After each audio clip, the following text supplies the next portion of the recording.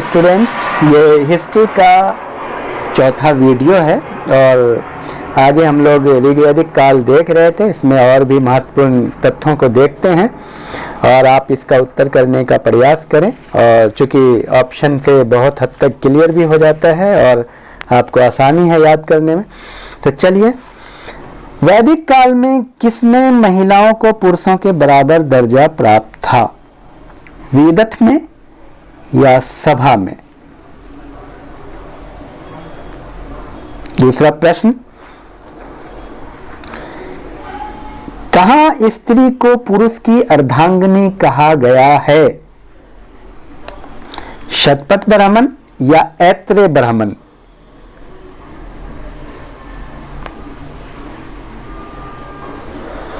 सभा और समिति को प्रजापति की दो कन्याएं कहां कहा गया है? अथर्ववेद में या सामवेद में? ऋग्वेद के किस मंडल में दशराज युद्ध का उल्लेख है?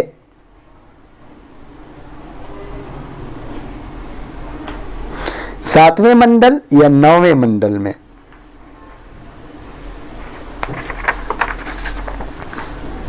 सातवां प्रश्न,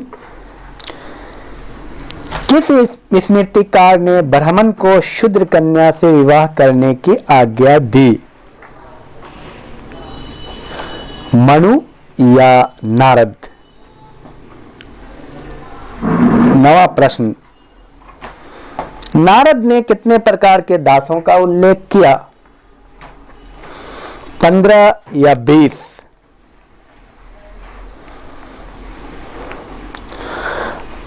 प्राचीनतम उपलब्ध बौद्ध स्तूप कहाँ स्थित है? अमरावती या सांची? 11वां प्रश्न, निर्वाण का शाब्दिक अर्थ क्या है? शोक या निराशा? 12वां प्रश्न, दुखों के निवारण हेतु बुद्ध ने कौन सा मार्ग अनुसरण करने को कहा? अष्टांगिक मार्ग या धर्म चक्र परिवर्तन? 12वां, किसका मत था कि अपराध करने पर भी पति को पत्नी को अपने घर से बाहर नहीं निकालना चाहिए? मेधातिथि या विज्ञानेश्वर? 13वां प्रश्न, किसने निर्वाह के लिए प्राप्त धन और लाभ को भी स्त्री धन में शामिल कर दिया? देवल या पाराशर? 14वां प्रश्न, किसने 15 प्रकार के दासों की मुक्ति का विवेचन किया है? विज्ञानेश्वर या याज्ञवल्क्य?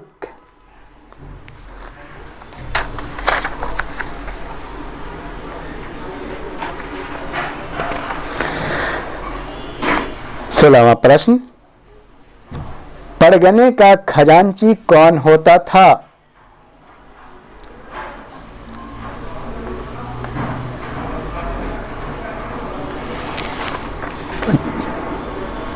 एक सेकेंड, फुतदार या शिकदार? ये क्वेश्चन बहुत ही महत्वपूर्ण बीच में आ गया है और जाति व्यवस्था और गोत्र व्यवस्था और आश्रम व्यवस्था का उल्लेख सर्वप्रथम किस काल में मिलता है? 14वां प्रश्न था ये। ऋग्वैदिक काल या उत्तर वैदिक काल?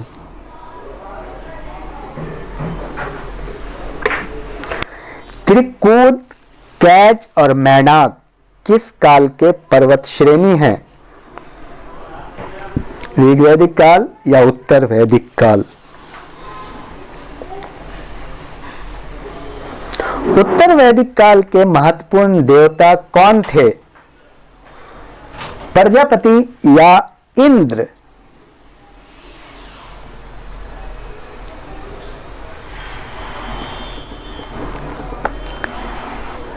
राजा की उत्पत्ति के विषय में कहां साक्ष्य मिलता है? ऐत्रेय ब्राह्मण या शतपथ ब्राह्मण? 16वां प्रश्न, जनपदों की उत्पत्ति के विषय में सर्वप्रथम किस काल में साक्ष्य मिलता है?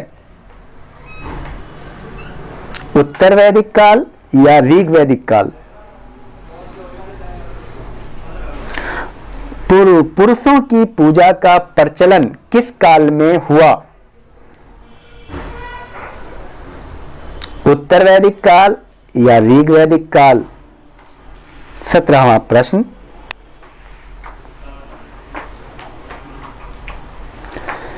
चारों आश्रम का सर्वप्रथम उल्लेख किस उपनिषद में हुआ?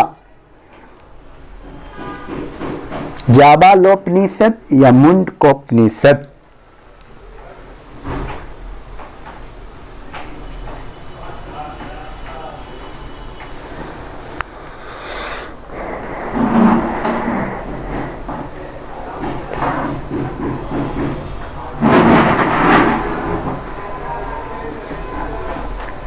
कुरु वंश की स्थापना किन दो कबीलों ने मिलकर की? कुरु वंश, भरत एवं पुरु या भरत एवं सुरु? वेदत का अस्तित्व किस काल में समाप्त हो गया? उत्तर वैदिक काल या ऋग वैदिक काल? यज्ञ में पुरोहितों का महत्व किस काल में बढ़ा? उत्तर वैदिक काल या ऋग वैदिक काल?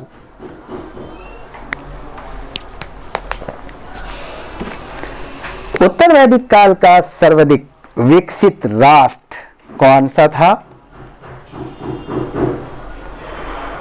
पांचाल या मैनाक?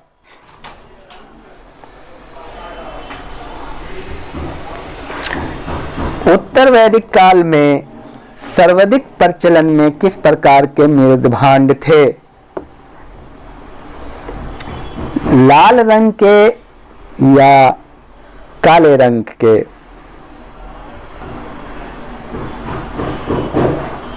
उत्तर वैदिक काल की मुख्य फसल कौन सी थी? चावल और गेहूं या जौ और गेहूं?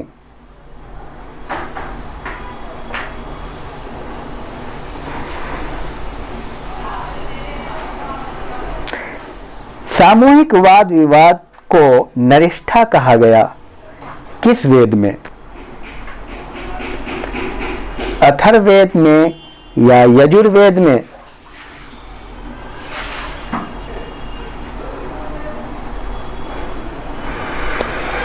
सर्वप्रथम पृथुवैन ने हल और कृषि को जन्म दिया किस वेद के अनुसार? अथर्ववेद या यजुर्वेद?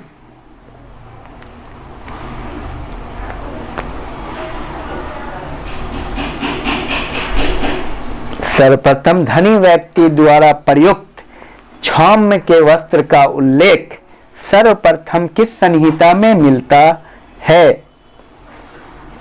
मैत्रेयी संहिता या याज्ञवल्क्य संहिता में?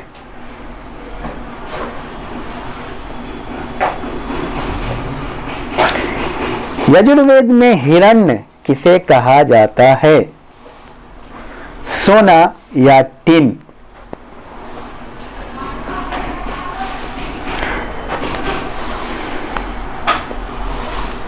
24 बैलों द्वारा हल खींचे जाने का उल्लेख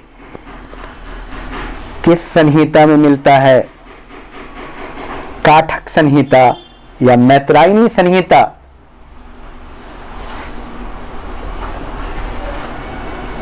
कृषि की सभी क्रियाओं जैसे कर्षण, वपन, लूनन एवं मेड़न का उल्लेख किस ग्रंथ में मिलता है? शतपथ ब्राह्मण या ऐत्रेय ब्राह्मण? अनेक वैदिक कालीन, उत्तर वैदिक कालीन विदुषी कन्याओं जैसे गार्गी, गंधर्व, गृहीता, मैत्रेयी का उल्लेख कहाँ मिलता है? शतपथ ब्राह्मण या ऐत्रेय ब्राह्मण। तो ये रहा आपका, और फिर नेक्स्ट वीडियो आएगी उसमें हम लोग इसको फिर कंटिन्यू करेंगे। आप लोग ज़्यादा से ज़्यादा इसको प्रैक्टिस करें और उत्तर भी करें, और जितना ज़्यादा आप सुनेंगे उतना ज़्यादा आपको याद होने वाला है। Thank you.